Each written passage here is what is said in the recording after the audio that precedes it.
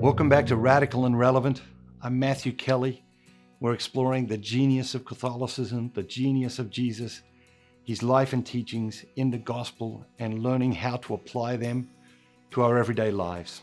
As we listen to the gospel today, remember you're looking for a word or a phrase or an idea to focus on throughout your day. Today's reading comes from the Gospel of Mark, chapter 4, verses 26 through 34. And Jesus said, "The kingdom of God is as if a man should scatter seed upon the ground, and should sleep and rise night and day, and the seed should sprout and grow. He knows not how. The earth produces of itself, first the blade, then the ear, then the full grain in the ear. But when the grain is ripe, at once he puts in the sickle, because the harvest has come." And Jesus said, "With what can I compare the kingdom of God? Or what parable shall I use for it? It is like a grain of mustard seed, which, when sown upon the ground, is the smallest of all the seeds on the earth. Yet when it is grown, it grows up and becomes the greatest of all shrubs, and puts forth large branches, so that the birds of the air can make nests in its shade." And many such parables Jesus spoke, as they were able to hear it.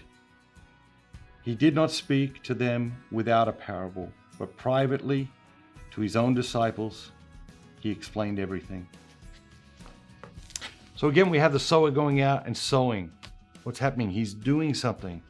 And then there's a fruit from what he's doing. He doesn't understand the fruit, how it comes to be, but the fruit comes. The grain grows. First the blade, then the ear. And then we have the mustard seed, the smallest of all the seeds, growing into this massive tree, creating shades and branches for the birds to make their nests in. So what are we looking at here? What are we experiencing here? What's being challenged here? Well, for one thing, we ask ourselves, okay, is our life being fruitful? The sower goes out and he sows, he does something, and there is a fruit of his work. And then in the second parable, because sometimes we can think our work is just small, or our contribution to the kingdom is small, or that we can't really do a lot to evangelize, so we do something small. And then we can feel small about that, or we can feel that that's not significant or not important, or that it doesn't matter. And so Jesus is coming and saying, that isn't true.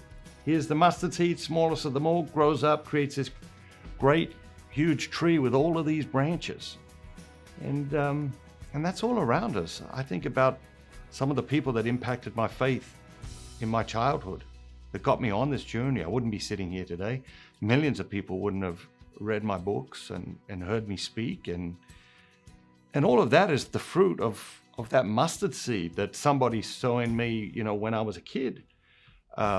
They probably thought, they're just doing something little. They couldn't see how it would grow, how it would expand. I was with a guy yesterday, and he was one of 10 kids, and then he had 4 kids, and then they were having a family reunion of all of these people.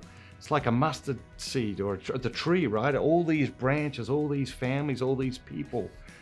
Incredible fruit of that family. So what is the fruit of your life? How are you sowing the seed? How are you working in the kingdom? And what is the fruit that's coming about as a result of that? Have a great day. Don't just be yourself. Be the very best version of yourself. All that God created you to be.